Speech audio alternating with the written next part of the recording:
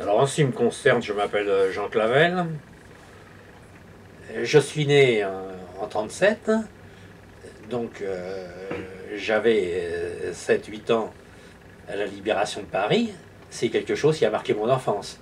Depuis 1942, on habitait Malakoff. Moi, j'ai connu les combats de la libération, effectivement. Enfin, tout ça. Je les ai côtoyés. Mes parents étaient sympathisants communistes.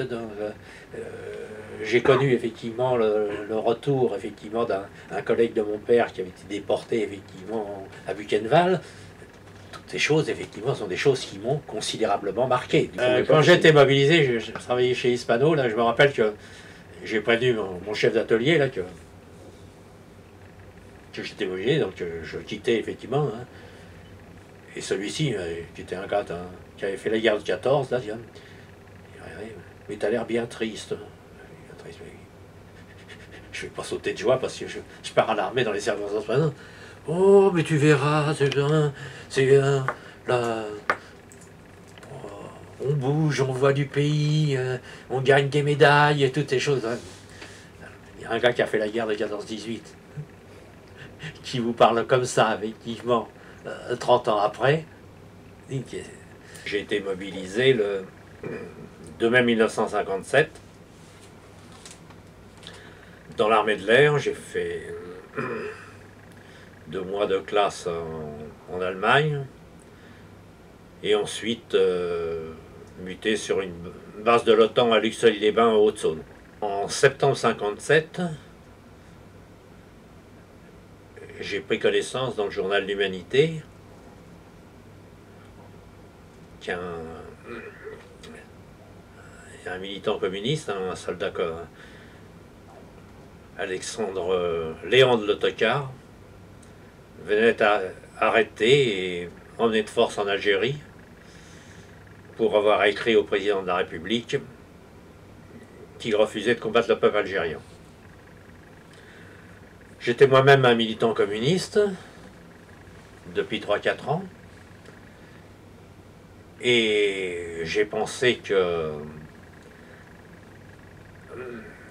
si un certain nombre de communistes pensaient qu'il fallait développer cette forme d'action, ben, il était souhaitable qu'on soit le plus nombreux possible. C'est pourquoi j'ai suivi cet exemple et puis j'ai écrit aussi au président de la République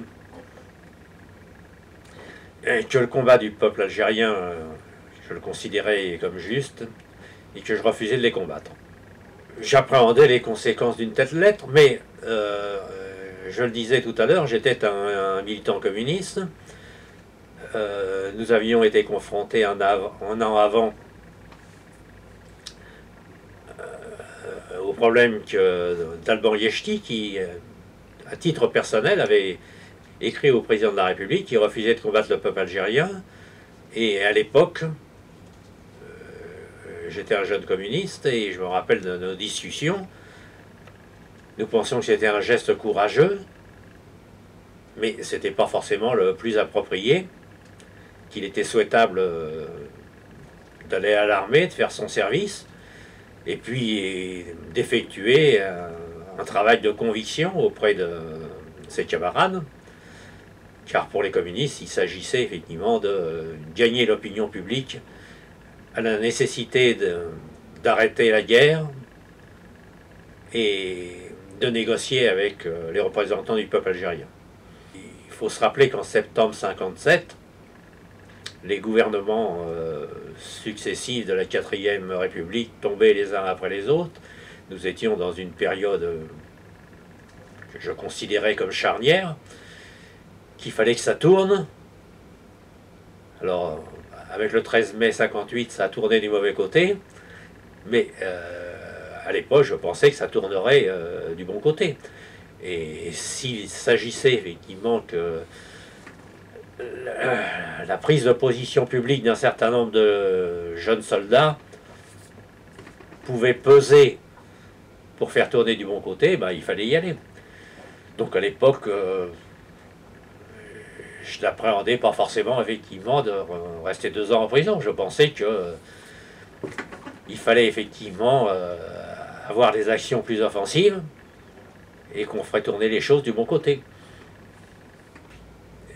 J'étais sur une base aérienne de l'OTAN à Luxeuil-les-Bains.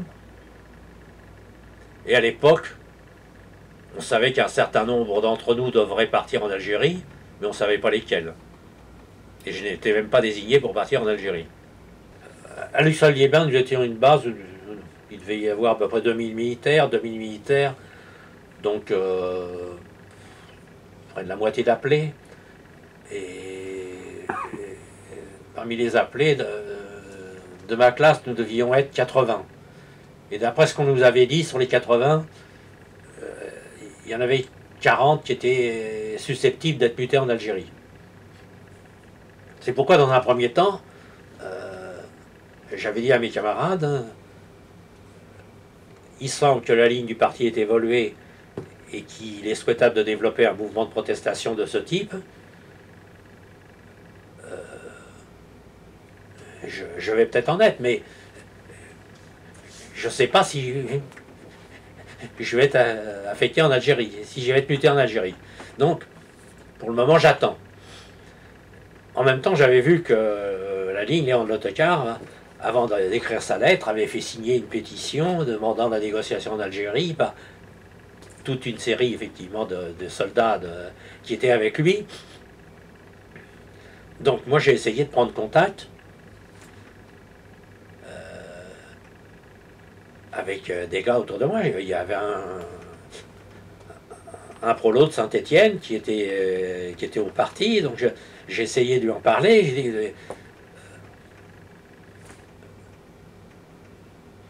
Il s'est mis à pleurer, il m'a dit mais ne fais pas de conneries, on est peinards ici, on ne sait même pas si on va aller en Algérie, rien du tout. Se manifester de cette façon, faire une pétition, c'est créer les conditions qu'on soit muté effectivement immédiatement. Donc j'ai attendu un peu, puis voyant que ça bougeait pas, j'ai décidé de m'engager effectivement, et de m'engager tout seul. J'ai hésité, parce qu'il y avait des raisons effectivement d'hésiter, dans la mesure où je n'étais pas désigné pour partir. Mais il m'a semblé effectivement que il fallait que le mouvement de protestation se développe. Et que si des camarades s'engageaient, pour que ça soit un succès, il fallait qu'on soit le plus nombreux possible.